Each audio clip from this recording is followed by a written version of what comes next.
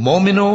اللہ کے آگے صاف دل سے توبہ کرو، امید ہے کہ وہ تمہارے گناہ تم سے دور کر دے گا اور تم کو جنتوں میں جن کے نیچے نہریں بہ رہی ہیں داخل کرے گا۔